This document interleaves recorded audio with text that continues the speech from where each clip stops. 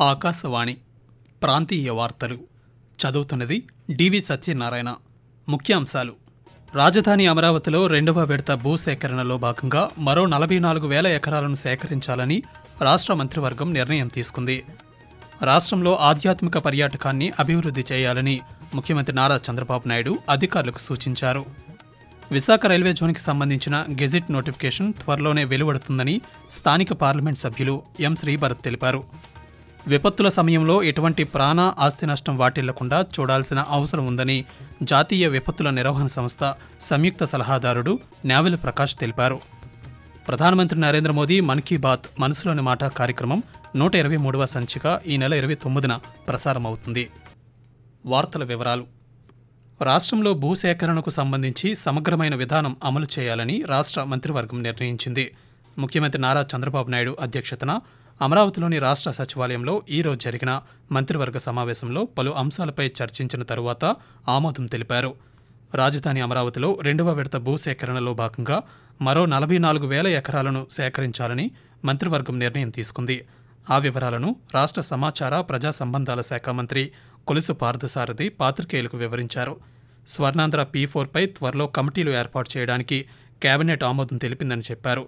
అనకాపల్లి జిల్లాలో ఆర్సిల్మెట్టల్ స్టీల్ సంస్థకు సెప్టెంబర్లో శంకుస్థాపన చేసే విధంగా చూడాలని ఈ సందర్భంగా ముఖ్యమంత్రి అధికారులను ఆదేశించారని మంత్రి పార్థసారథి తెలియజేస్తూ, భవిష్యత్తులో అవసరాల కోసం మరి ప్రభుత్వం ల్యాండ్ పూలింగ్ చేయాలని నిర్ణయం తీసుకుంది. ఆ ల్యాండ్ పూలింగ్ లో గుర్తించిన అన్ని ల్యాండ్స్ ను కూడా ఒక్కొక్క ల్యాండ్ కి ఒక రూల్, ఒక్కొక్క ల్యాండ్ కి ఒక రూల్ లా కాకుండా యూనిఫామ్ ఫ్రేమ్ వర్క్ లో తీసుకోవాలని చెప్పేసి ఈ రూల్స్ ప్రతిపాదించడం జరిగిందని చెప్పేసి మనం చేస్తామని ల్యాండ్ పూలింగ్ చేసిన అనుభవాలను దృష్టిలో పెట్టుకుని అప్పుడు రికార్డ్ పరంగా ఎదుర్కొన్న సమస్యలను దృష్టిలో పెట్టుకుని ఈ రూల్స్ అన్నింటినీ కూడా చిన్న చిన్న మార్పులు చేయడం కానివ్వండి, లేదా ప్రజలకి ఇంకా మెరుగైన విధంగా ఈ రూల్స్ ని ఏర్పాటు చేయడం జరిగిందని చెప్పేసి మనం చేస్తాను.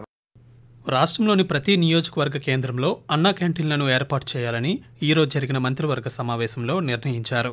అన్నా క్యాంటీన్ల పనితీరును పర్యవేక్షించేందుకు విరాళాలు తీసుకోవడానికి ఒక కమిటీని ప్రత్యేకంగా ఏర్పాటు చేయాలని ముఖ్యమంత్రి నారా చంద్రబాబు నాయుడు సూచించారు. మంత్రివర్గ సమావేశంలో ఈరోజు ముఖ్యమంత్రి మాట్లాడుతూ, ధరల స్థిరీకరణ నిధి ద్వారా పొగాకు, మామిడి, కోకో పంటల రైతులను ఆదుకుంటున్నామని తెలిపారు. రైతులను ప్రత్యామ్నాయ పంటల వైపు ప్రోత్సహించాలని ఆయన సూచించారు. గిరాకీకి తగిన విధంగా వాణిజ్య పంటలు వేసేలా రైతులను చైతన్యపరచాలన్నారు. అదేవిధంగా రాష్ట్రంలో 6,497 మినీ అంగన్వాడీ కేంద్రాలను అంగన్వాడీ కేంద్రాలుగా ఉన్నతీకరిస్తామని ముఖ్యమంత్రి చెప్పారు.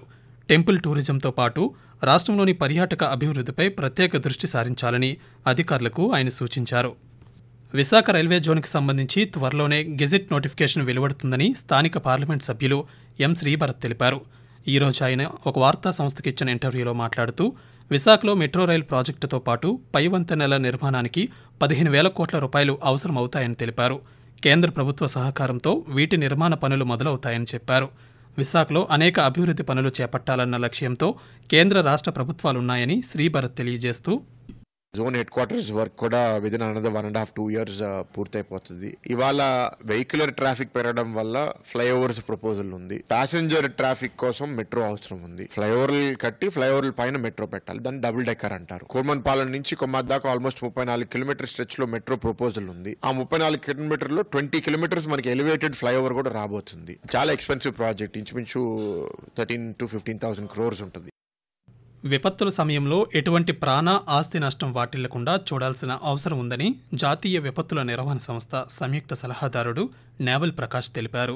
ఈ విషయంలో కేంద్ర రాష్ట్ర స్థాయిలో తీసుకున్న నిర్ణయాలను జిల్లా స్థాయిలో అమలు చేస్తున్న తీరును పరిశీలించేందుకు జిల్లాల్లో పర్యటిస్తున్నామని చెప్పారు. న్యూఢిల్లీ నుండి వచ్చిన 3 సభ్యుల జాతీయ విపత్తుల నిర్వహణ బృందం రాజమహేంద్రవరం జిల్లా కలెక్టరేట్ సమావేశ మందిరంలో ఈరోజు సమీక్ష నిర్వహించింది. ఈ సందర్భంగా న్యావెల్ ప్రకాష్ మాట్లాడుతూ, విపత్తుల నిర్వహణ విషయంలో ప్రజలను స్వచ్ఛందంగా భాగస్వామ్యం చేయాలని కోరారు. ప్రతి ఒక్కరూ సామాజిక బాధ్యత కింద విపత్తుల సమాచారం కోసం శాచెట్ యాప్ డౌన్లోడ్ చేసుకోవాలని ఆయన సూచించారు. ఆకాశవాణి ప్రాంతీయ వార్తలు వింటున్నారు.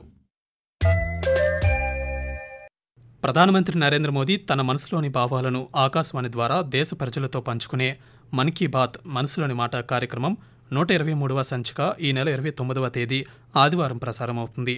మన్ కీ బాత్ కార్యక్రమానికి ప్రజలు తమ సూచనలు, సలహాలు అందించాలని ప్రధానమంత్రి కోరారు. ప్రజలు తమ స్వర సందేశాలను 18001178000 నెంబర్కు ఈ నెల 27వ తేదీ వరకు పంపవచ్చు. 2025-26 ఆర్థిక సంవత్సరానికి సంబంధించి 17,994 కోట్ల రూపాయలతో జిల్లా వార్షిక బడ్జెట్ ప్రవేశపెట్టడం జరిగిందని డాక్టర్ బిఆర్ అంబేద్కర్ కోనసీమ జిల్లా కలెక్టర్ ఆర్ మహేష్ కుమార్ తెలిపారు. గత ఆర్థిక సంవత్సరంతో పోలిస్తే 3,706 కోట్ల రూపాయలు అదనంగా ప్రతిపాదించామని చెప్పారు. అమలాపురం కలెక్టరేట్లో జిల్లా సంప్రదింపుల కమిటీ డీసీసీ, జిల్లా స్థాయి సమీక్ష కమిటీ డిఎల్ఆర్సీ సమావేశాలు ఈరోజు జరిగాయి. ఈ సందర్భంగా కలెక్టర్ మాట్లాడుతూ పశుసంవర్ధక శాఖ ద్వారా పాడి పరిశ్రమ అభివృద్ధికి బ్యాంకర్లు రుణాలు అందించాలని కోరారు. అలాగే స్వయం సహాయక సంఘాల డిపాజిట్ నిధులు వారి ఆర్థిక అవసరాలకు వినియోగించుకునేందుకు అవకాశం కల్పించాలని సూచించారు. వార్డు సచివాలయ ఉద్యోగుల బదిలీలకు సంబంధించి ప్రస్తుతం అమలు చేస్తున్న నిబంధనలను సడలిస్తూ రాష్ట్ర ప్రభుత్వం ఉత్తర్వులు జారీ చేసింది. దీని ప్రకారం వార్డు సచివాలయ ఉద్యోగులు ఇకపై తమ సొంత మండలానికి బదిలీపై వెళ్లవచ్చని పేర్కొంది. అదేవిధంగా ప్రస్తుతం పనిచేస్తున్న పట్టణంలోని ఇతర వార్డులకు లేదా ఉమ్మడి జిల్లా పరిధిలోని ఇతర మున్సిపాలిటీలు, కార్పొరేషన్లకు బదిలీ అయ్యేందుకు కూడా అవకాశం కల్పించింది. ఇదిలా ఉండగా గ్రామ సచివాలయ ఉద్యోగులకు కూడా సొంత మండలాల్లో పనిచేసే అవకాశం కల్పించాలని గ్రామ వార్డు సచివాలయ ఉద్యోగుల ఐక్య కార్యాచరణ సమితి ఒక ప్రకటనలో ప్రభుత్వాన్ని కోరింది. పశ్చిమ గోదావరి జిల్లాలో సార్వా సాగుకు అన్నీ సిద్ధం చేశామని జిల్లా వ్యవసాయ శాఖ అధికారి జెడ్ వెంకటేశ్వరరావు చెప్పారు. భీమవరంలో ఈరోజు ఆయన ఆకాశవాణితో మాట్లాడుతూ జిల్లాలో సుమారు 2,45,000 ఎకరాల్లో సార్వా సాగు అవుతోందని అంచనా వేస్తున్నామన్నారు. ఇప్పటికే తాడేపల్లిగూడెం ప్రాంతంలో వరి నాట్లు ప్రారంభమయ్యాయని వ్యవసాయ శాఖ అధికారి పేర్కొంటూ పశ్చిమ గోదావరి జిల్లాలో రైతులు నారుమళ్లు వేసుకుని సార్వా సీజన్ ని ప్రారంభం ముమ్మరంగా జరుగుతున్నాయి. గత 1వ తారీఖున గోదావరి కాలువలో నీరు వదలటం జరిగింది. రైతులు సన్నద్ధం అవుతా ఉన్నారు. వీరికి కావాల్సినటువంటి విత్తనాలు అయితే, ఎరువులు అయితే సమృద్ధిగా జిల్లాలో అందుబాటులో ఉండటం జరిగింది. ముఖ్యంగా రైతాంగాన్ని ఈ విధంగా సార్వా సీజన్ లో సుమారు 2,08,500 ఎకరాల్లో ఈ వరి వేసుకునే దానికి పడుతుందని చెప్పి అంచనా ఉన్నాయి. అయితే ఈ మధ్య కాలువలు తర్వాత డ్రైన్ కూడా బాగు చేయటం మూలంగా ఈ విషయాన్ని ఇంకా కొన్ని ఎకరాలు అంటే దాదాపు 2,15,000 ఎకరాల వరకు కూడా చేరుకునే అవకాశం ఉంది. గ్రామాల్లోని రైతుల సంక్షేమమే లక్ష్యంగా కేంద్ర ప్రభుత్వం ప్రవేశపెట్టిన పీఎం కిసాన్ డ్రోన్ యోజన సత్ఫలితాలను ఇస్తోంది. డ్రోన్ వ్యవసాయ పరికరంతో అనేక రకాల బహుళ ప్రయోజనాలు పొందుతున్నామని తిరుపతి జిల్లా తొట్టంబేడు గ్రామానికి చెందిన రైతులు చెబుతున్నారు. కిసాన్ డ్రోన్ యోజన ద్వారా ఒక బృందంగా ఏర్పడ్డామని వారు తెలిపారు. దీంతో 80% రాయితీతో డ్రోన్ పరికరాన్ని బృందాలకు అందజేస్తున్నారని చెప్పారు. డ్రోన్ ఆసరాతో వ్యవసాయ రంగంలో బహుళ ప్రయోజనాలు పొందుతున్నామని రైతులు ఆనందం వ్యక్తం చేశారు. ఉపరితల ఆవర్తనం ప్రభావంతో రాష్ట్రంలోని పలు జిల్లాల్లో తేలికపాటి నుండి ఒక మోస్తరు వర్షాలు కురిసే అవకాశం ఉందని అమరావతిలోని భారత వాతావరణ కేంద్రం తెలిపింది.